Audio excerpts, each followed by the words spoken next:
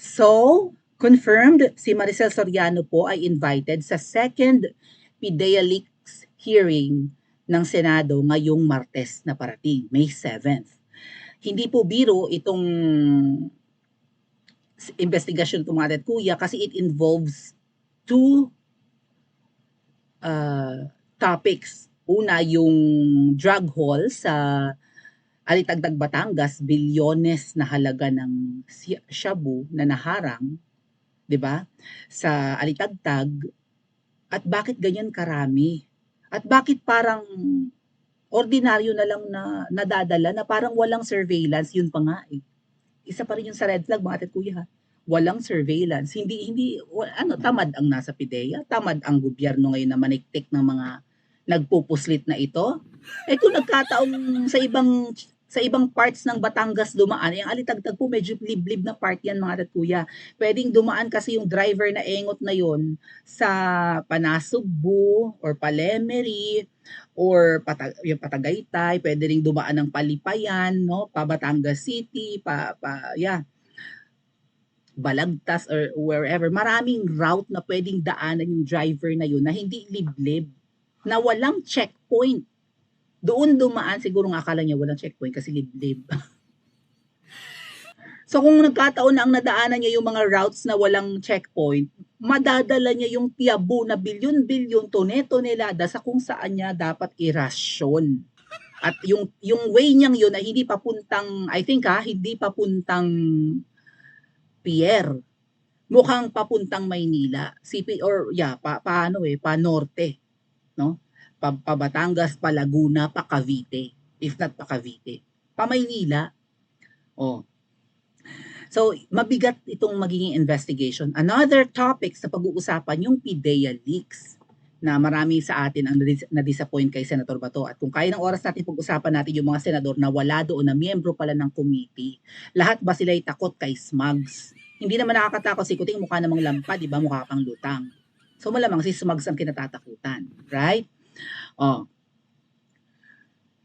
So, si Maria ay iimbitahan ngayong Martes.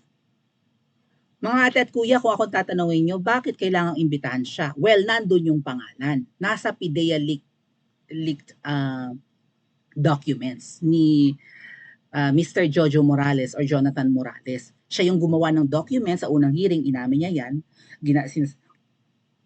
Tinatawag pa siyang sinungaling ni Lazo, paano niya masasabing sinungaling? Confirm yun ang perma. Kahit na papirmahin mo, Senator Bato, sa oras na yun, si Sir Jojo Morales, for sure magmamatch yung pirma niya sa document. Mapapatunayan mo kagad na sinungaling si Lazo. Nga lang at hindi ka nang ko-contempt kasi kabaro mo si Lazo. Kapwa mo pulis, di ba? O alam mo may nagsisinungaling, umamin ka na yung document, kumbinsido ka, di ba? Pakita ko lang sa inyo ha. Umamin na si Senator Bato kasi baka hindi ko ma-discuss. Umamin ka na kumbinsido ka sa ipinresent ni Morales or sa pagte-testify ni Morales na siya ang gumawa nun. So, ibig sabihin, alam mo nagsisinungaling si Lazo. Pero hindi mo pinako-contempt, pinagsumpa-sump, pinanumpa nyo pa, tapos walang kaukulang parusa nung araw na yon. Kung ikaw ay lampa pa rin, or parang wala kang pangil, Senator Bato, pagdating ng May 7, gisa ka sa amin.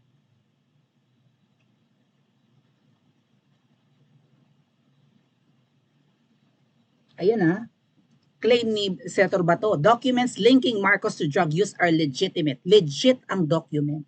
So, ibig sabihin nagsisinungaling si Lazo at ang 8 niyang kasamang binitbit doon, plus yung sino pa nga yung isa, yung hindi naman daw pala appointed pero pinapasweldo. Yung nasa kaliwa ni Lazo, nakalbo rin. Binulgar ni Miss Marlica, hindi pala naman dapat yun tanggap sa gobyerno. Bakit sumusweldo ng 130 mahigit? Tapos yung sinungaling na Francia, na kinausap pala si Sir Jojo Morales or Jonathan Morales na i-deny na lang. Yung kampo ni Lazo, Sir Bato, sinungaling. O ngayon, iimbitahan nyo si Maria porket nandun ang pangalan. So, Bakit hindi nyo rin imbitahan si Kuting? Nandun ang pangalan ni Kuting. Si Maricel Soriano, mamaya natin pag-usapan ha, kasi nabanggit po siya na hubot-hubad, nakita sa lumabas ng kondo, tumatakbo hubot-hubad si Maria mamaya. Parang proof na nasira talaga ang buhay ni Maria, if not bait, if not ulo, nasira ang buhay. Nung panahon na siya ay allegedly gumagamit. Okay, ano ang itatanong kay Maria? Okay, kaya hindi ako agree na imbitahan si Maricel. Well, actually, dapat na, pwede rin, dapat tayong mag-agree po. Si Miss Maricel Soriano. Nandun yung pangalan niya eh. But among the two, si Maricel Soriano at saka si Kuting na nandun ang pangalan sa documents na sinulat ni Jojo Morales na sabi ni Lazo is sinungaling daw at hindi daw totoo yung document, AI nga daw yun, AI generated or AI made, di ba? Among the two, Kuting and Maria, si Kuting ang dapat gisahin at imbestigahan doon. Siya ay politiko, pinakamataas pang politiko sa Pilipinas, pinuno ng bansang ito na isasabak tayo sa gyera. Feeling ko ang gyera, mga ate at kuya, puputok ngayong taon. If not 2025, wag naman sana. 'Di ba? Alam niyo bang yung pagpunta sa West Philippine Sea, merong mga civilian na pinapupunta? Like may mga sariling bangka, 100 katao ang niyaya yata. Makikisali doon sa paghahatid ng rasyon sa BRP Sierra Madre dyan sa South China Sea. So mga civilian, maliliit ang bangkang dala. Ay nang water cannon ang China. E paano kung tamaan yung mga civilian yun? Baka mamaya, sa lakas ng impact ng tubig, may malunod, may mabarog ang ulo. Yan ang inaantay ng Pilipinas. May mamatay na Pilipino para mag-declare si Kuting ng gyera. Isasabak tayo ni Kuting sa gyera. Siya ba ay nasa tamang wisyo? Bakit iba ang pangako niya at bakit ganito ang pamumuno niya? So baka naman epekto ito ng pressure ng anemika para maisoli yung kanilang, 'di ba, ang kanilang mga frozen goods, frozen fruits and vegetables abroad, lalo na sa US, or maybe epekto to ng kabangagan niya. Ay ngiwi-ngiwi eh. Ang bruxism, lalo na yung Coke jaw, yung pagtabi ng panga mo, ay isa sa manifestation or side effect ng paggamit ng pulveron. Yung dalawang ngiwi-ngiwi, mga ate at kuya, both Maricel and Kuting, halatang halata po na may I don't know, baka meron lang silang infection sa katawan kaya nakakakos ng paglak ng panga at pagtabingi ng panga, mga ate at kuya. So, among the two, sa tingin ko si Kuting ang dapat maimbestigahan at dapat ma-invite. Bakit, Senator Bato, pinili mo si Maria? Red flag ka na naman sa amin. Well, importante rin po na ma-invite si Maria sa investigation. Pwede siyang whistleblower. Unang-unang itatanong daw ni Senator Bato sa kanya ay kung kanya ba raw yung address na yun na nasa document. Yung documents, mga ate at kuya, may discrepancy, may typo error. Yung isang document, 4C yung address. Sa isang address yata, 46C or 43C. So kapag tinanong si Maria at ituro sa isang document, pwede niya itanggi yung 4C na isang document. I think yung authority to operate, alin man sa dalawang documents na pinresent doon sa Senate hearing nung nakaraang araw, pwedeng i-deny ni Maria, hindi akin yan. 4C nga kasi. Pero sa isang document, Senator Bato may discrepancy sa address sa dalawang documents na yon. Yung 46C or 43C, for sure kay Maricel Soriano yun. Nakita ko na yun sa balita. Nung si Maria ay nireklamo ng kanyang mga kasambahay, edad 22 at 18 anyos na nananakit. Panahon, mga year 2011, 2012. Nireklamo ng mga kasambahay. Kaya sabi ko baka mamaya yung informant ni Jojo Morales, kaya siya nagawa ng mga documents na yan, baka isa sa mga katulong na yun at huwag naman sana silang magurgur. Pero isa sa mga clues na binigay ni Sir Jojo, was it Sir Jojo? No, maybe not. Maybe si Admar ng SMNI. Oh, no. Baka sa interview ni Admar rather. Baka si Sir Jojo Morales din nagsabi. Ang gusto lang daw nung informant na yon na pumunta sa PIDEA, na nagdala ng mga pictures kung sino yung gumagamit ng mga white powdery substance na sinisinghot. Ang gusto lang daw ng informant na yon ay marehab kung sino man yung nandun sa picture. So, pwedeng artista yung informant, pwedeng politiko rin. Pwedeng yung mga kasambahay din na nagreklamo ng pananakit. Pwedeng yung mga kasambahay medyo malabo. Kung sinasaktan sila, for sure ayaw na nilang marehab si Maria. Or kung matagal na silang kasambahay, baka mahal nila si Maria, pwede rin, di ba? Mahal nila si Maria, gusto nila na mawala yung kabangagan, hindi na manakit. At meron nga pong balita, sina Miss Christy Fermin, na si Maria ay tumatakbo ng hubot-hubad. Huwag naman sana ako makopyright. Pakinggan natin. So, ibig sabihin, nasira talaga ang, kung hindi man isip nito, buhay nito nung panahon na nawala siya sa showbiz. Ngayon na nga lang bumabalik si Maria. Pakinggan po natin muna si Miss Christy Fermin at ang kanyang mga co-hosts dahil pag-uusapan na dito si Maria. Okay? Eh yan, pwede nating tawanan. Baliwalain. Pero itong next issue, hindi. Ay, oo.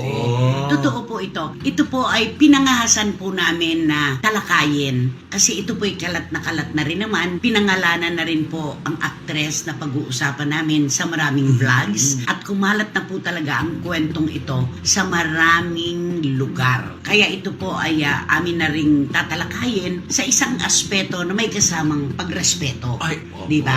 Ang sinasabi po na 2012 na istorya ni Maricel Soriano ay yung nakatira pa siya sa isang kondo sa Rockwell. Na di umano, tumakbo daw po si Maricel Soriano ng hubot-hubad. Nakita raw po ng mga nakatira din sa Rockwell at ang ginawa daw po ng gwardya ay binalutan na lamang siya, tinakpan na lang at ipinalik sa kanyang kwarto. Ang pinag-uusapan po kasing issue dito ay ang pagkakasangkot ng pangalan ni Maricel Soriano sa droga. 2012 po ito na di umano ay dapat ma-report sa PIDEA pero humarang. Hindi na po namin babanggitin pa ni Wendell at Romel kung sino yung mga idinadamay pang ibang tao dito sa isyong ito dahil pagkatataas po na posisyon sa lipunan. So, sino yung mataas na posisyon? Sino yung tao may mataas na posisyon sa lipunan? Si Kuting. At Senator Bato, umamin ka naman na yung documents na pinresent sa'yo during the first Senate hearing on, what's that again? On public order and, on PIDEA leaks, di ba? Sa under your Committee on Public Order and Dangerous Drugs, ay legit. Kumbinsido ka na legit yung bit-bit na papeles ni Morales. May bit-bit pang mga pictures. Bakit hindi mo hinighlight noong unang hearing? Porke napikon ka lang kay Miss Marlica. Aabangan ka namin ngayong Martes. Galingan mo. Pati yung mga senador na miyembro niyan, aabangan namin kung magpapakita. Dahil malalaman talaga namin kung sino ang takot kay Ahas. Okay? Kumbinsido ka. Ibig sabihin, legit yung document. Ibig sabihin, tinitiktikan si Maricel Soriano at si Kuting, ibig sabihin sila ay gumagamit. Even Christy Fermin can attest na napag-uusapan 2012 pa lang si Maria mukhang nawala na sa sarili. High na high. Tumakbo palabas ng kanyang kondo, nakita ng ibang mga condo owners na hubad, tinakpan na lang ng gwardya ng malamang kumot or kung ano man ang merong uniform niya. Dahil hubot-hubad na tumatakbong wala sa sarili. 2012 din po nananakit ng kasambahay si Maria at nireklamo ng mga kasambahay. 2012 din yung mga documents, ibig sabihin, dun palang legit. Ang documents, legit na sila ay gumagamit ng white powdery substance. May mga pictures na pinipresent. Nasira ang buhay ni Maria. Si Kuting din, eme-eme na nung panahon ng pandemic, tabinging-tabingi ang mukha, payat na payat, tuyot na tuyot. Duda kami doon. Di ba sabi na COVID raw, nag 50-50? I don't think so. Nakita niyo ba yung vlog niya na na-COVID siya? Tingnan niyo ang mukha ni Kuting. Dahil daw yun sa depression nung pagkatalo niya laban kay Lugaw. So sino sa dalawa sa tingin niyo mga ate at kuya ang dapat imbestigahan? Nakakaawa si Maria kasi bahagya na nang bumalik sa showbiz. Ngayon na nga lang. Mukhang masaya na sa buhay, naka-recover na, no? Meron na rin YouTube channel. Fan ako nito. Don't get me wrong, Miss Maricel Soriano. I am your biggest fan. In fact, minsan nakukuha ko yung mga nakakaloka. Babaeng bakla si Maria eh. Diba? So, gustong-gusto ko siya. Aliw na aliw ako sa kanya. Nakita ko na rin to in person like mga 2009, 2010. Nakita ko na to na personal. Miss Maria, na-invite ka sa aming seminar. Yung Hair Asia na kinakandak sa Rojas Boulevard, you were so pretty. Same with Jolina Magdangal, kasama mo doon sa program, sa seminar na yan ni Miss Evelyn Alvaran, kung familiar ka sa kanya. Nakita ka namin in person. I really loved you when I saw you. And I still love you. Pinapanood ko yung mga vlogs mo, although napapansin ko, tumatabingi ang mukha mo doon. First time kita nakita, I think sa interview ni Aiko Melendez, hirap na hirap ka magsalita. There was an interview with you nung mga nakaraang taon din na hindi ka halos makapagsalita kasi mukhang naglalakang pa nga mo. Pero ngayon, unti-unti ka nakaka-recover, medyo umaayos na. Dahil siguro nawawala na yung residue ng kung ano man ang inyong pinagsamahan ni Kuting sa kondo. Diba?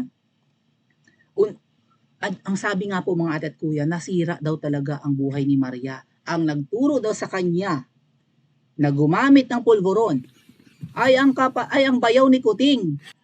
Ang syupatembang ni Butod. Naging jowa ni Maria ang syupatembang ni Butod. At ang sabi mga ate at kuya, nalimas daw ang yaman ni Maria. Napakayaman niyang artista. Sa Rockwell ka baga nakatira, tapos halos penthouse na yung tinitira mo, ang taas na building. Nalimas daw ang ipon ni Maria. Naghirap. Baliktad yata. Akala ko ba mayaman yung lahi ni na Butod na yan. Alam niyo naman ang apelyido ni Butod, yung Coliseum na luma sa Cubao.